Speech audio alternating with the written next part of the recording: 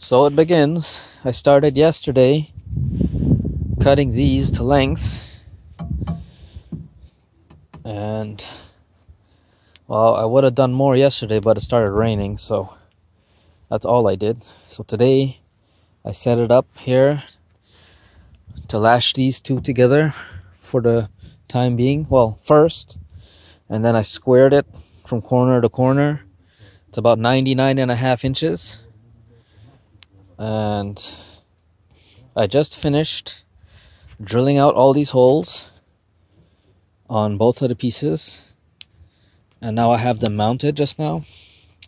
I was contemplating just now, because I was sitting down over there with a file in my hand, to square out the hole so that the carriage bolt will sit flush.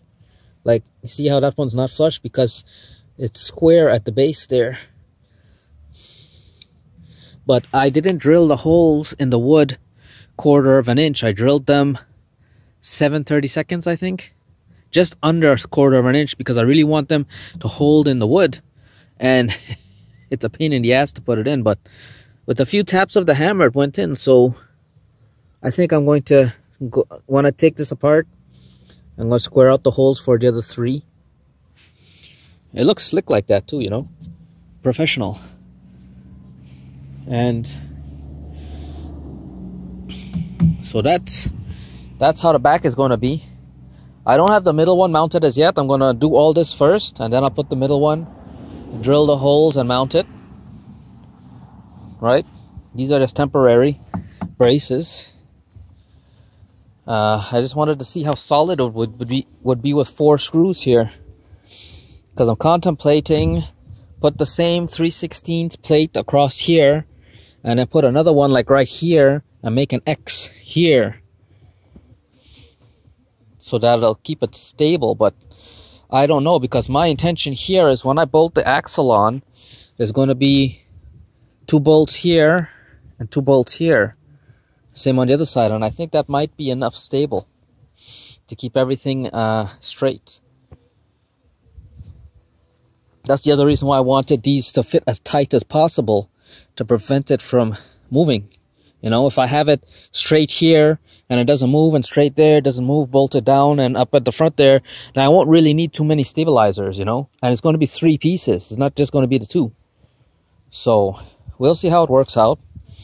Now, I think that's on my original trailer there. It's 26 inches from the back. But I think now that I'm using the full deck, because that's the same length of the trailer.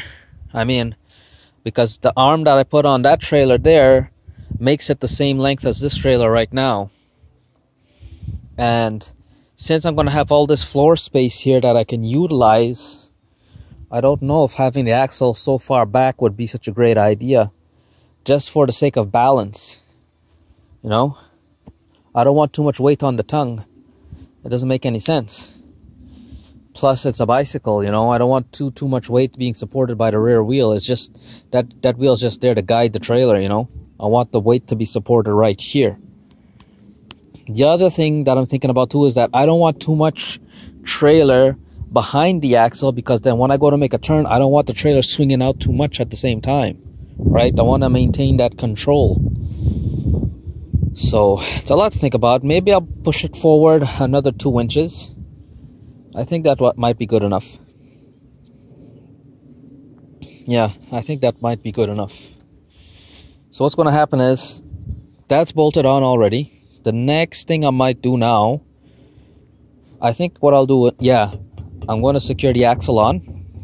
So tomorrow, I'm going to mark all the holes on the axle, drill them out, and I'm going to secure the axle onto the trailer, onto the bed. And then I'll work over here for the hitch. I really want to get this done immediately, because once this is done, it means that I can focus on anything else on my property here to clean up. and when there's time to do a job, it's done, and I could just jump on it and go. So, and I have some ideas what I'm gonna do. Seriously thinking about my bicycle there.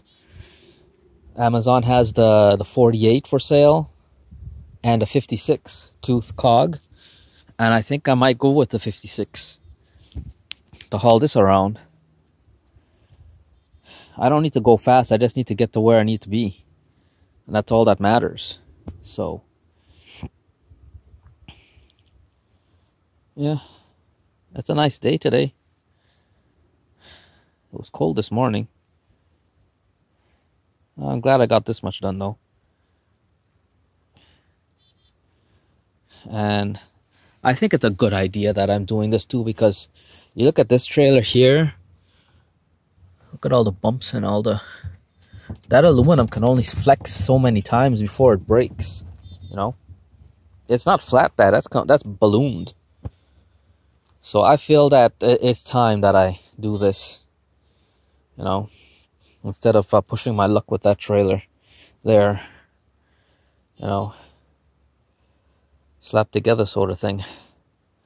So this one now, with the 3 2x6s, it's going to be solid. And then I'll unbolt this stuff from this box, lighten it up just a little bit, not too much, and I'm going to figure out a way, utilizing the existing carriage bolts I have here, just these two, I think. I'm going to make some sort of adapter so that I can lay it on here and quickly attach it to the trailer securely whenever I need it, and whenever I don't need it, I could detach it and put it somewhere else. I don't want 2 trailers. I just don't want 2 trailers. This is going to be my trailer, and that's going to be it. That there's just going to be a box I'm going to use. That's it. I don't want 2 trailers.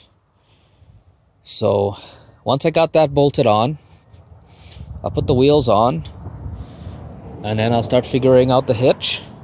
Once I got the hitch up and running, then I'll run the brake lines and for the brakes, dry fit everything. Once I got the hitch where I really want it, it's going to be made out of wood for now. And when I'm satisfied with how it is, I'm going to brainstorm how I really want it to be. And I'm going to get the guy at the tank shop there to fabricate me something similar out of the same steel that I use in the back there, 3/16. The other thing that I have a little bit of a concern with is this. I don't know what the best course of action would be, to weld a plate here off of it, or to put a stabilizer here. I really don't want to put a stabilizer though. I really don't want to do that. But then I'm thinking to myself, you know, don't look at the arches. Look at the points of pivot, right? Whenever anything happens on the road, it's going to be from the tire, okay? This is a pivot point, and this is a pivot point. The force from the wheel under braking and load, like that, is going to be acting right here. So this is the pivot point right here, and that's where all the leverage is going to be. So I don't know if putting 4 carriage bolts here to clamp it on, right? And I'm going to be doing it like this. Where did I put those pieces? Like this. These steel plates are going to be like this here, right? So it's going to be a strap holding the 2x6 there. It's not going to be like just a bolt there that, you know, and the fibers can, it's going to be holding all the fibers of the wood together. That might be okay. That might be okay, but that was a concern I had from the start, and I don't think I really made it clear my concern to the guys working at the tank shop there. It's not a big deal, you know. It's just I'll deal with it later when whenever. We'll see how it goes, but once I get everything mounted up, I'll cut the other aluminum plate that I'm going to put here to keep the nut from unscrewing. I don't think the nut will unscrew. I just like having peace of mind knowing that something is there to prevent the nut from having its own free will, you know. Once everything is all dry fitted, I'll take it back apart, give it a nice cleaning. I hit it with some spray paint that I bought from a tank shop there, and yeah, get going. And then after that, I still have to figure out how I'm going to mount the lawnmower there. I think what I want to do is put like standoffs here, so that when I put the lawnmower on here, it's gonna the body is going to be resting on this, so whenever there's any road impacts, it's not going to be transferred into the wheels. It's going to be transferred directly into the body of the lawnmower, and this way it'll help prevent the wheels from getting damaged, because that's what was happening in my trailer. I'll notice my wheel ride height would change because the impact forces when I'm driving around with it would cause that to change, and sometimes I don't even notice it, you know, and I don't want these things to break. And the other thing too is how I'm going to mount the weed whacker and my other things. So, but one thing at a time, you know, getting at this point right there is for me is a little bit of a mighty accomplishment. So tomorrow we'll see how far I get. Hopefully it's a nice day. Friday I have to go and do a job. Not a big job, just spreading some seeds.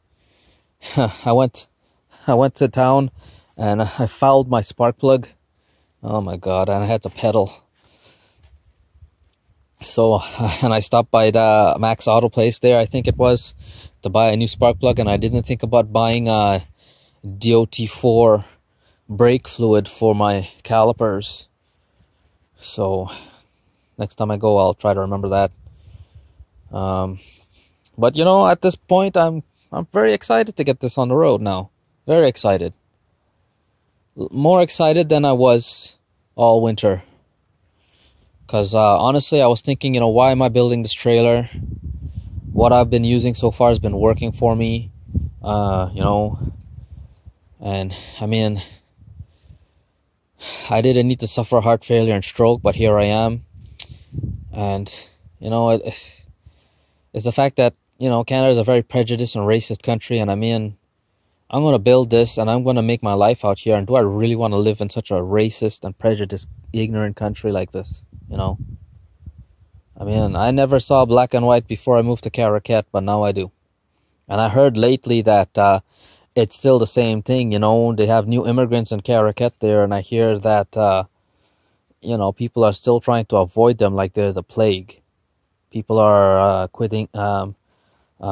canceling their gym memberships and stuff like that, and treating them like if they have some kind of fucking plague. I mean, it's ridiculous, man. I don't understand where this comes from. I don't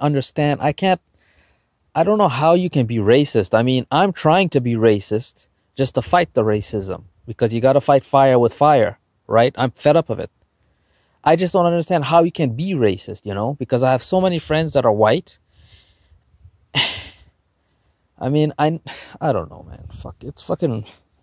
I don't fucking understand these people. I don't even know why Canada allows these people to live, you know? Why give these fucking people welfare and employment insurance? Their lives are worthless.